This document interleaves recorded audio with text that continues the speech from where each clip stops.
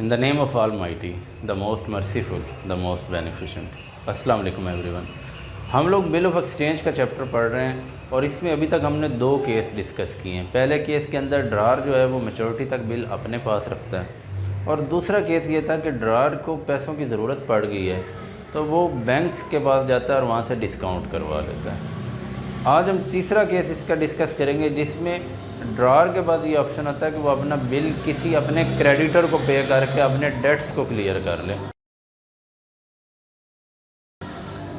पहले दो इवेंट जैसे मैंने पहले भी बताया था कि ये सेम रहेंगे हर केस के अंदर कि अगर हमारे पास दो पार्टीज़ हैं ए और बी, इनके दरमियान में कोई लेन देन हुआ, इसने चीज़ें बेची, उसने चीज़ें ख़रीदी, इसने जर्नलाइज़ किया मिस्टर बी टू सेल, इसने जर्नलाइज़ किया परचेजेस टू ए ने बी पे ट्रस्ट ना करते हुए उसको एक बिल दिया कि ये आप मुझे साइन करके दो कि आपने 3 माह के अंदर अंदर मुझे ये पैसे देने हैं।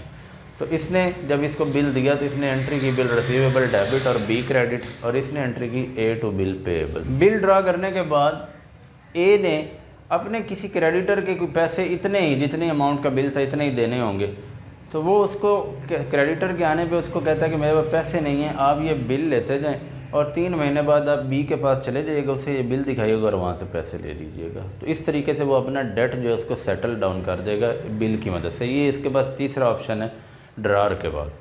तो जब मिसाल के तौर पर वो तीसरा शख्स जो है ना वो सी है, मिस्टर सी कोई है, उसको ये इंडोर्स कर देता है, भेज देता है, उसकी तरफ भेज देता है। तो ऐसी सूरत में ड्रार जो है वो क्या एंट्री करेगा, फॉर एग्ज़ाम्पल 10 जनवरी को ही 10 जनवरी लिख लें, लेट्स सपोज 1 फरवरी है जी, लेट्स सपोज 1 फरवरी को सी जो है वो इसके पास आता है और इसे कहता है कि आपने मुझे कहा था कि 10,000 रुपया मैं आपको 1 फरवरी को दे दूंगा, मुझे वो 10,000 रुपया दो। तो ये अपना कैश बचाने के लिए, क्योंकि कैश लिक्विड एसेट है, इसको वो यूज़ कर सकता है, दोबारा से साइकिल में ला सकता है अपने बिज़नेस साइकिल में। तो कैश देने के बजाय वो कहता है कि ये जो पैसा मेरा पहले बंधा पड़ा है 2 महीने बाद मुझे मिलना है बी से, तो वो ए जो है वो सी से कहता है कि ऐसा करो कि आप ये बिल मुझसे ले लो, पैसे मेरे पास नहीं है, आप 2 महीने बाद जाके बी से ले लेना। तो वो कहता है चलें ठीक है मुझे बिल दे दें। तो बिल अब इससे जा रहा है। पहली बात तो ये कि ये बिल रिसीवेबल को क्रेडिट करेगा और दे किसको रहा है, सी को। सी यहाँ पे रिसीवर है तो मिस्टर सी जो है वो यहाँ पे आ जाएगा डेबिट साइड पे। तो 10,000 का बिल जो है वो मिस्टर सी को दे दिया गया और मिस्टर सी भी इसको अपने पास दर्ज करेगा। ये इसकी नरेशन बनाएगा, being bill endorsed to mister C. Bill जो है वो मिस्टर सी को इंडोर्स कर दिया। अब इसको मिस्टर सी तो अपने पास दर्ज करेगा ही करेगा, लेकिन क्या मिस्टर बी भी इसको दर्ज करेगा? मिस्टर बी के इल्म में नहीं है कि इसने बिल अपने पास रखा हुआ है, ए ने, इसने बैंक से डिस्काउंट करवाया हुआ है या इसने अपने किसी क्रेडिटर को दे दिया हुआ है। तो इसलिए किसी भी क्रेडिटर को देने के लिए ये शख्स के इल्म में ये बात नहीं होती, ये इसको दर्ज नहीं करता। जैसे बैंक से डिस्काउंट करवाते हुए भी इसने इसकी एंट्री नहीं की थी। अब 2 महीने गुजर गया, मैच्योरिटी का टाइम आ गया। मैच्योरिटी पे हमारे पास 2 सूरत हाल हैं, या बिल ऑनर्ड होना है या बिल ने डिसऑनर होना है।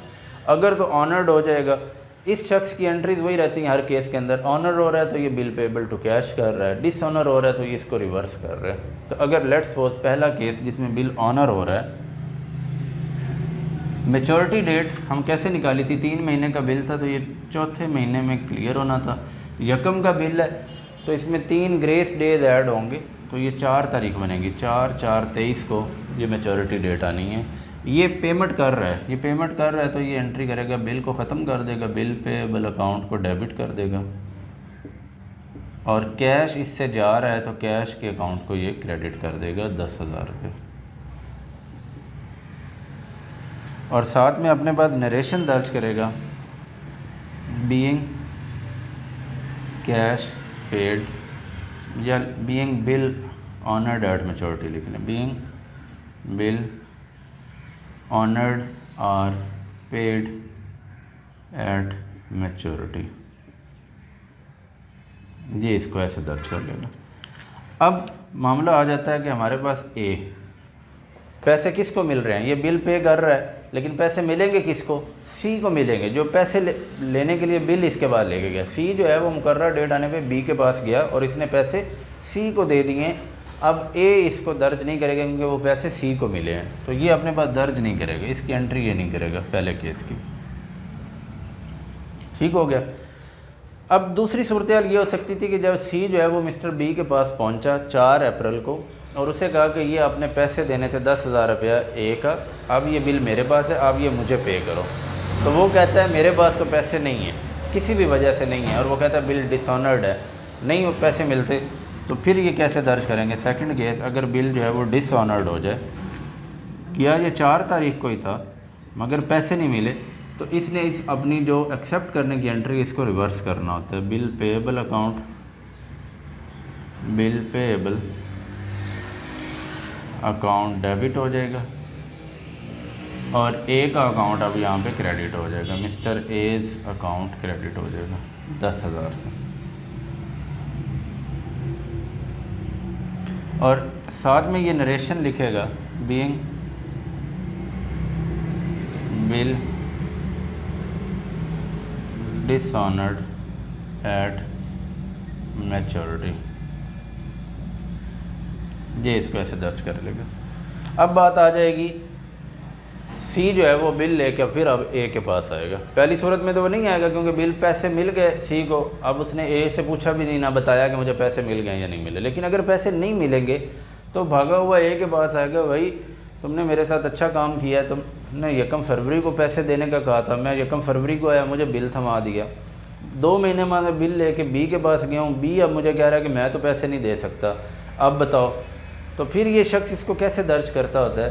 पहले केस के अलावा जितने भी केसेस होते हैं, ये एंट्री किस तरीके से अपने पास डिसऑनर्ड की करता है, जिससे पैसे इसने लेने होते हैं उसको डेबिट करता है और जिसको पैसे देने होते हैं उसको ये क्रेडिट करता है। जिससे लेने हैं वो इसके लिए रिसीवेबल एसेट है, इसलिए उसको डेबिट कर रहा होता है, और जो पेएबल है लाइबिलिटी है वो इसलिए उसको क्रेडिट कर रहा होता है। तो इसने मिस्टर बी से पैसे लेने हैं तो ये इसको जर्नलाइज करेगा, मिस्टर बी का अकाउंट डेबिट, और सी को पैसे इसने देने हैं तो मिस्टर सी का अकाउंट जो है ये क्रेडिट हो जाएगा 10,000 से।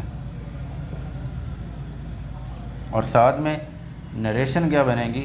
नरेशन बनेगी being bill dishonoured at maturity, ये सेकंड केस है, इसको ये दर्ज करेगा।